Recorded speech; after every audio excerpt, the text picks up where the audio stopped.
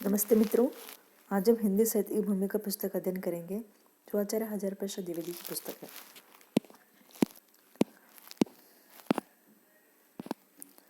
प्रकाशक की ओर से जिन बहुत से विषयों के संबंध में गत 25 से 30 वर्षों में दुनिया का दृष्टिकोण बदल गया है, उनमें साहित्य की आलोचना और उसका इतिहास भी एक है।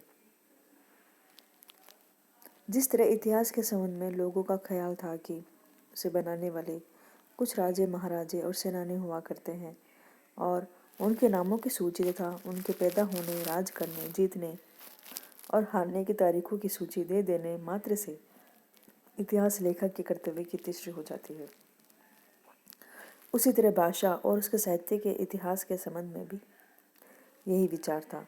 तब पुराने लेखकों और कवियों के नामों का संग्रह करने में विशेष परिश्रम किया जाता था और फिर उनकी रचनाओं के अधूरे नमूने तथा तारीफ के कुछ शब्द जोड़कर उनका गलत सही वर्गीकरण कर दिया जाता था।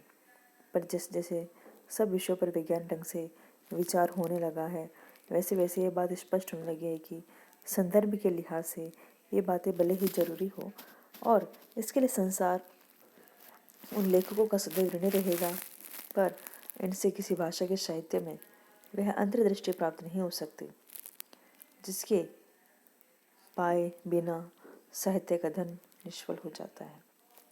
प्रत्येक देश का साहित्य, समाज, संस्कृति और चिंतन एक अविच्छिन्न विकास परंपरा का और उसमें होने वाली क्रिया प्रतिक्रिया का प्रतिबिंब हुआ करता है, जिसे गति देने में भौगोलिक, आर्थिक, मनोवैज्ञानिक, दार्शनिक और व्यक्तिगत कारण काफी हिस्सा लेते हैं।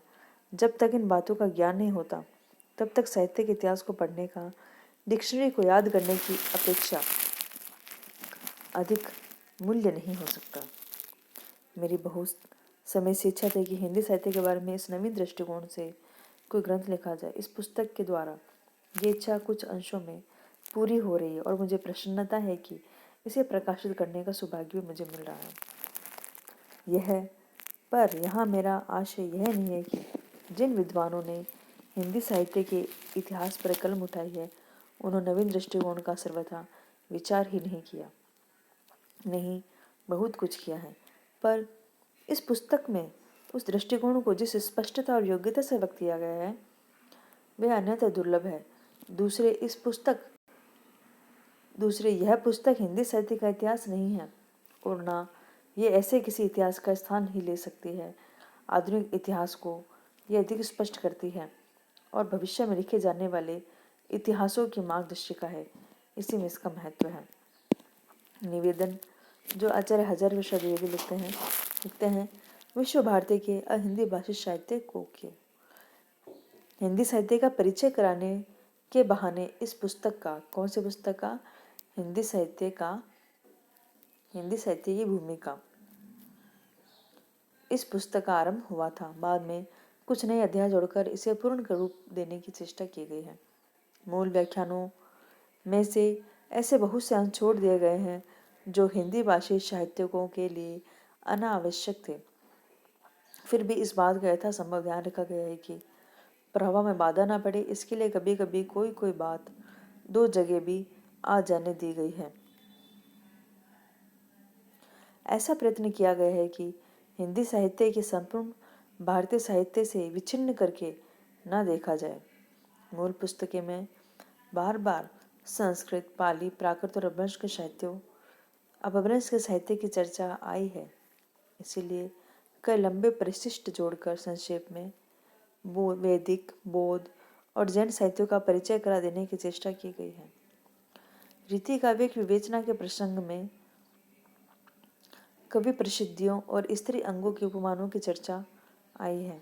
मध्यकाल के कवियों के साथ संस्कृत कविता की तुलना के लिए आवश्यक समझकर परिशिष्ट में इन दो विषयों पर भी अध्याय जोड़ दिए गए हैं।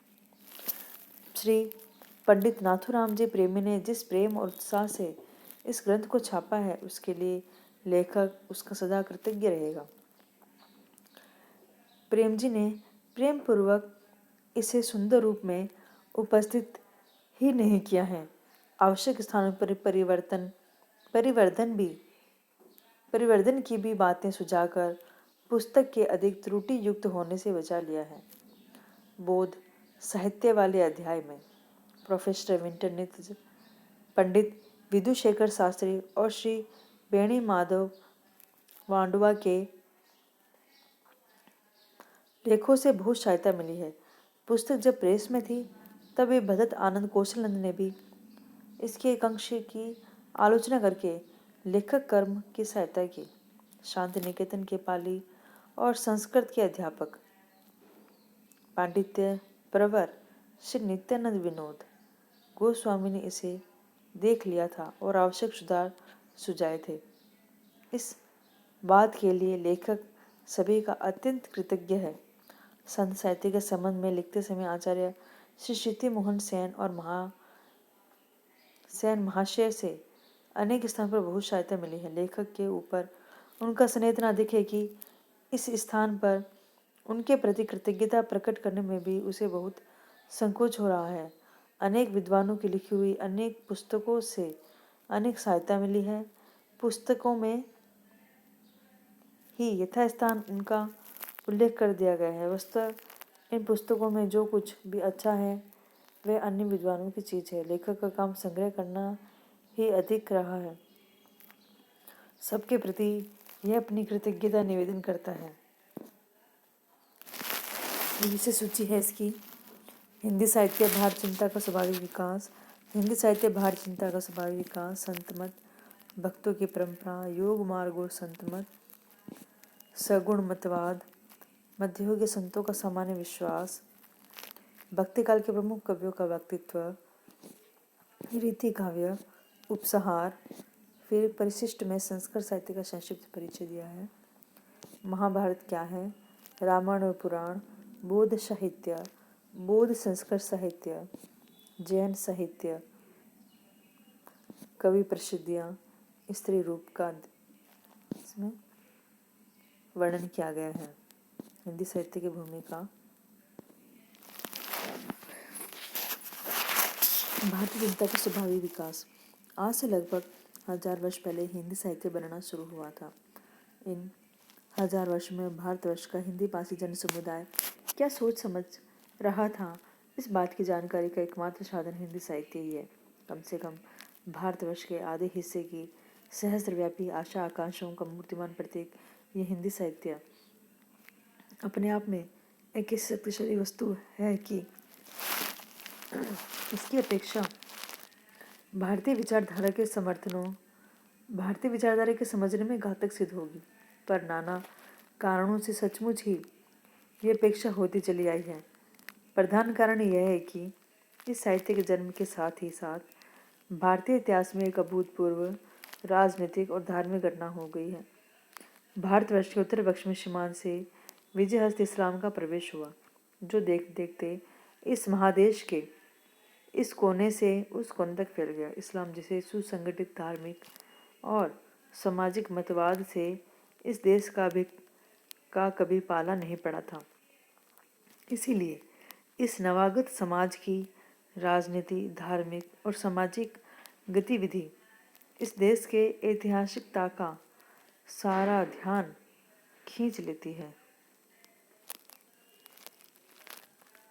यह बात स्वाभाविक तो है ही, पर उचित नहीं।